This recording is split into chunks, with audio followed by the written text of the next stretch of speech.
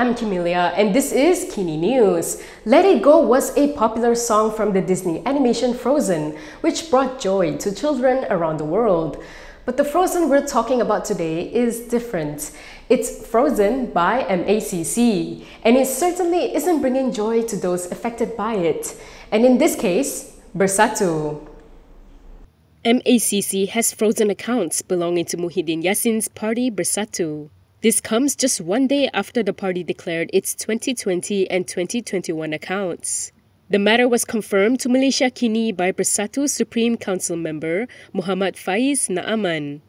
At the time of reporting, Malaysia Kini attempted to reach MACC for comment.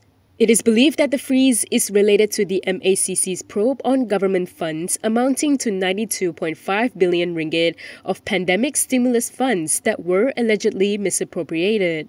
It was alleged that 4.5 billion ringgit of this amount had ended up in Perikatan Nasional's war chest for GE15. However, the claim was strongly denied by coalition chief Muhyiddin Yassin. The party yesterday released its audited accounts to further dispel such allegations. Separately, in early January, the MACC detained a chief executive officer of a private company as a suspect in its probe.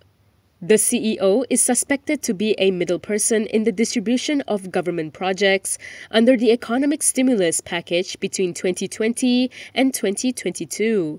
The detainee later turned out to be a Bersatu division leader, although party deputy president Ahmad Faisal Azumu was quick to distance Muhyiddin from any wrongdoing. Another day, another leader cut from UMNO. Who is it today? The current UMNO leadership continues to swing its axes to cut off leaders accused of violating the party's code of ethics. The latest casualty in the party's purge is Putrajaya UMNO Division Deputy Chief Tun Faisal Ismail Aziz. In a statement last night, Faisal said he received the letter of his dismissal from the UMNO headquarters via WhatsApp. Faisal is known to be aligned to the sacked UMNO leader Anwar Musa. Faisal is the 10th UMNO member from the Putrajaya division that the party had given the boot over alleged disciplinary issues. According to a copy of the letter posted by Faisal on Facebook, the party's Supreme Council decided to sack him for violating 5 subsections of the party constitution. Under Article 20.9, every UMNO member must adhere to the party constitution and UMNO's code of ethics, follow party instructions, carry out party policies, respect party decisions, and protect the party's good name and dignity. The letter signed by UMNO Secretary General Ahmad Maslan, however, did not mention specifically how Faisal had violated these provisions. In his statement, Faisal said he would not appeal the party's decision, saying that there was no point to do so. Zahid has shared the reasoning behind the party's recent actions. According to him, it's all about keeping UMNO intact and away from hidden enemies. For UMNO President Ahmad Zahid Hamidi, maintaining party unity is a top priority. This is why he said he will not tolerate those who question the party's integrity. However, he said differences of opinion among party members are still welcome. He said this on Bernama TV's Ruang Bicara program last night. Zahid elaborated that there must never be hidden enemies within the party. This comes as the party continues to purge members who allegedly sabotaged the party. So far, UMNO has booted notable leaders such as Khairi Jamaluddin and Noh Omar, among others. It has also suspended several leaders, including former UMNO Vice President Hishamuddin Hussein and incumbent Deputy UMNO Youth Chief Shahril Hamdan Sufyan. Meanwhile, on the issue of Nurul Izzah's appointment by her father, criticism mounts. The latest to disagree with the move is a think tank called Ideas. Nurul Izzah Anwar's appointment as a senior economics and financial advisor to the Prime Minister is not sitting well with the Institute for Democracy and Economic Affairs, also known as Ideas. The think tank said while she is qualified for the role, there is, however, the impression that Nurul Izzah was appointed because she is Anwar Ibrahim's daughter. In a statement today, Ideas said the appointment done in this manner is counterproductive and can easily lead to questions regarding nepotism and conflict of interest. It added that it could also cast doubt on other public policy decisions that will be consequently made by Anwar's administration. Ideas added that it may also set a precedent for other similar appointments of family members, which may further jeopardize the administration's reputation. It emphasized that the mixed reaction was not surprising, considering that Pakatan Harapan had always fought for good governance. Anwar has defended his daughter's appointment on a pro bono basis against charges of nepotism. Yesterday, Anwar said Nurul Izzah was appointed to ensure that contracts and tenders are managed in an orderly manner.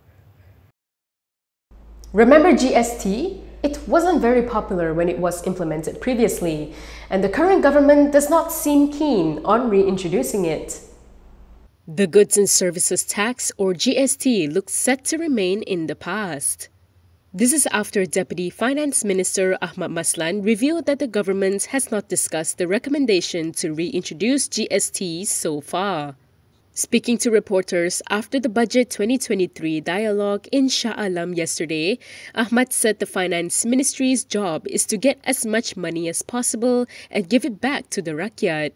However, he said the GST has not been discussed since Anwar Ibrahim formed his government.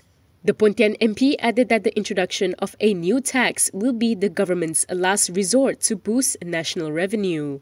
He said the government is also looking at better enforcement against lost revenue due to smuggling and tax leakages by improving the tax collection system.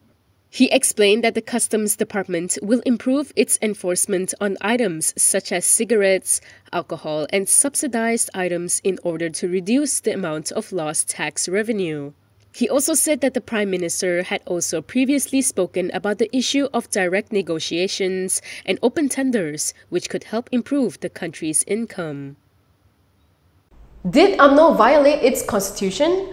ROS still hasn't answered that question, but UMNO leaders have met with the ROS to make their case.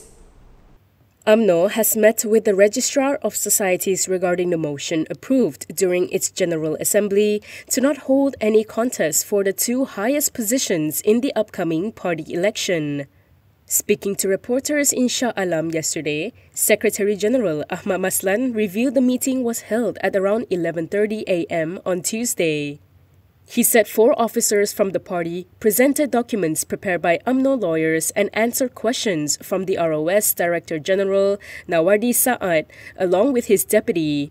On January 21st, ROS was reported to have had a meeting with UMNO representatives regarding the party's motion. Nawardi was quoted as saying that the registrar had yet to receive the full report of the General Assembly, which was held from January 11th to the 14th. He added that ROS was also investigating a notice of objection by 2 UMNO members who claimed that the motion violates the UMNO's constitution. Commenting further, Ahmad said the party explained to the ROS how the procedure for proposing the controversial motion was carried out in accordance with UMNO's constitution.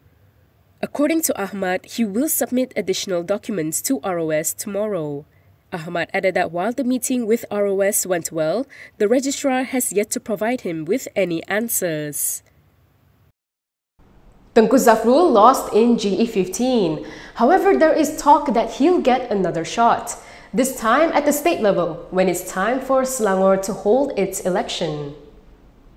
There is speculation that International Trade and Industry Minister Tengku Zafrul Abdul Aziz is set to contest one of the state seats in Kota Raja, Selangor. However, the PKR Kota Raja division is still waiting for instructions from the party leadership regarding the matter. When contacted by Malaysia Kini, its chief Gunaraj George said the issue was not discussed yet. He also confirmed that until now, the PKR branch level has not held any negotiations with UMNO. Gunaraj is also the Sentosa State Assembly person, one of the 3 state assembly seats under the Kota Raja parliamentary constituency. In the 2018 general election, Pakatan Harapan swept all 3 state constituencies contested. Gunaraj won the Sentosa seat, while Mat Suhaimi Shafi, also from PKR, won the Sungai Kandis seat. The Kota Kemuning seat was won by the state government's executive councillor V. Ganabatirao of DAP. Previously, some UMNO sources told Malaysia Kini that Zafrul was eyeing a run in the Selangor state polls. According to the source, Zafrul's name has been shortlisted to compete in either Sungai Kandis or Kota Kemuning State Assembly. In GE15, Zafrul contested the Kuala Selangor parliamentary seat under the BN banner and lost to Harapan candidate Zulkifli Ahmad. And that is all from me today. For more stories, you can go to KiniTV.com. You can also follow us on Instagram, Twitter, YouTube, and Facebook for the latest news updates. If you'd like to support independent media, do consider subscribing to MalaysiaKini.com. I'm Kimilia. Thanks for watching.